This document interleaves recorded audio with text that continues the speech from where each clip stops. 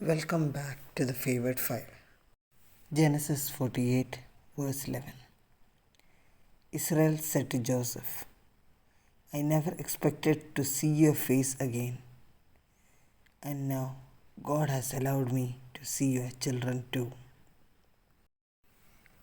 While we read this verse, I would say that Jacob was at this stage of life, that Jacob was around 130 years of age, and he relocated to Egypt because of his son Joseph.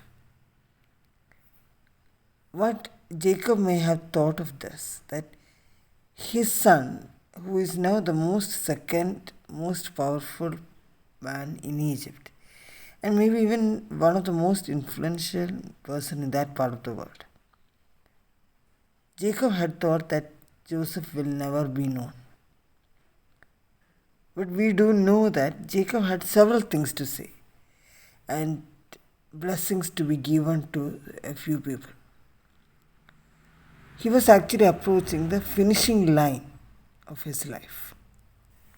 See, in Genesis 47 from verse 7 to 10, we see that this event has happened, that after Jacob and Joseph's brothers had arrived in Egypt, Joseph had taken five of his brothers to meet Pharaoh, and they received a warm welcome from Pharaoh's side. Now Joseph took his father to meet Pharaoh, and we are not told about anything that Jacob might have been thinking or what he was feeling at that time. But I'm sure he was feeling a lot of gratitude by making Jacob and his sons feel welcome in Egypt. He must have been awed by standing in before the king, the most powerful man of the world. When Jacob had little expected his family when he was brought with him. We see here in Genesis that Jacob blessed Pharaoh. See, we should compare the blessing that he gave to a total stranger, the very person who stole the blessing from Esau many years ago.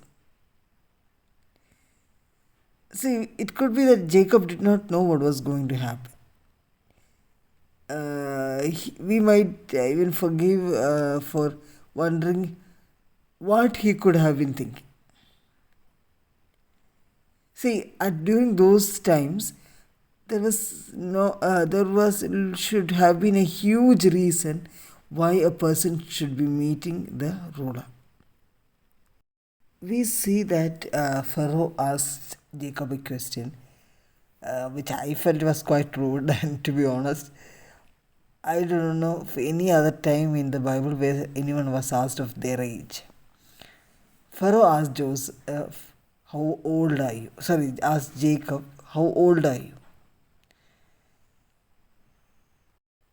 Jacob's reply to Joseph's question is very touching, and he first called his life the days of the years of my pilgrimage, which made me feel that he knew he wasn't going to live forever in this earth. He had seen or experienced the loss of his very loved one, his grandfather, Abraham, his favorite wife, Rachel, Isaac, his father. He also missed the death of his mother, Rebecca, his other wife, Leah.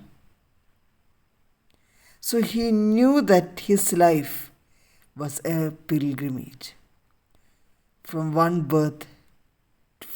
birth to the end of his or her life. He also added that his pilgrimage was 130 years in duration. That tells that he had done some reflection about his life. Nearly half of his life was spent in complete absurdity, living in Isaac and Rebekah's household. Then the other half in the different journeys, which ended up in a land where he has never been before. And I feel when Jacob said that his pilgrimage was few and evil, he might have weighed over his physical conditions, and he would have studied himself that how his days were evil, mostly because of the things he did, dealings of his with Esau, and also the dealings that Laban had towards him. And there were many circumstances in his life. Jacob might have balanced his, took a balance of his life, and has felt so that that his days were few and evil. We see here also that once he and Pharaoh had spoken, Jacob blesses Pharaoh the second time too. And Pharaoh's reaction is not mentioned in the Bible, but I'm sure he appreciated it. In Genesis 47, we notice that from verse 27 onwards, that the next chapter of Jacob's life took place in 17 years after he and his family reached Egypt. During this time, the Israelites multiplied a lot, and Joseph's plan to save his family was good. That Goshen was near the Nile and was probably one of the best land in that part of the world. But Jacob became aware of his earthly journey that it was about to get over. Jacob was now around 147 years of age, and he made his final request to his son Joseph. That request concerned where Jacob wanted to be buried after his life was over. See, chapter 48, we see that one messenger informs Joseph that Jacob was sick. And we see another person coming and telling Jacob that Joseph was coming to see Jacob. See, we should give Joseph a special credit here that he did not say, I am too busy, or my boss won't let me get a leave when the information about Jacob's sickness came. His father was sick, and Joseph was going to do what he could during his father's sickness. It is not mentioned that Joseph was told how serious this Jacob's condition was. Joseph just brought his two sons, Manasseh and Ephraim.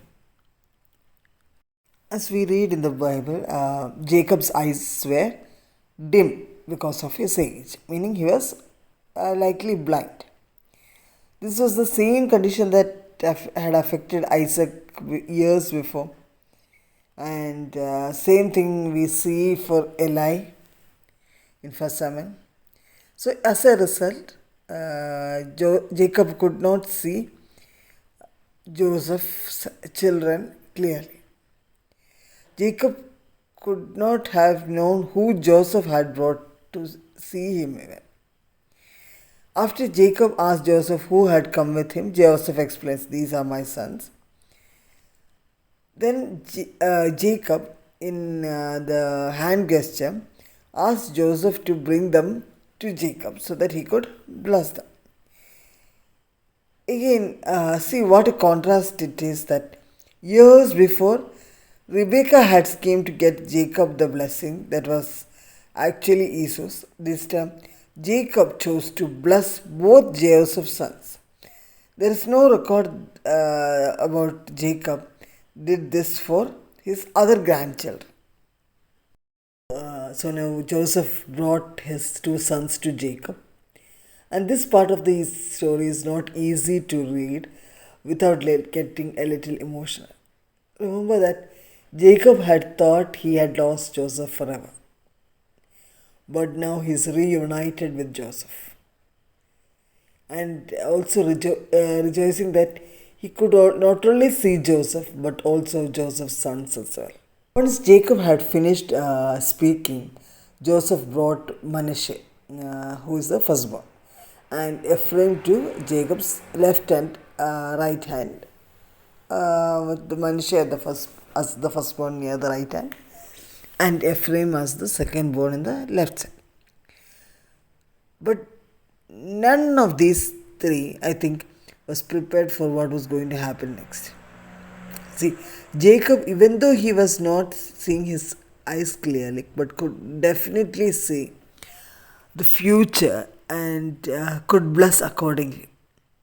So Jacob crossed his hands and placed his right hand on, and his left hand on Manasseh. Joseph was concerned about this and informed Jacob, Abba, you chose the wrong child out for your blessings.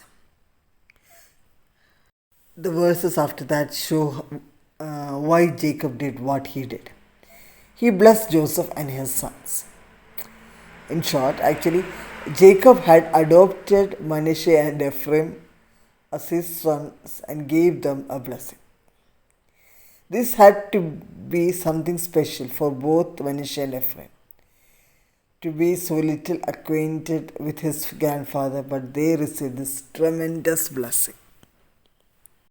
So what I would like to conclude is, when we get to the finish line in our life, I pray that we will be able to see that our finish line is in sight.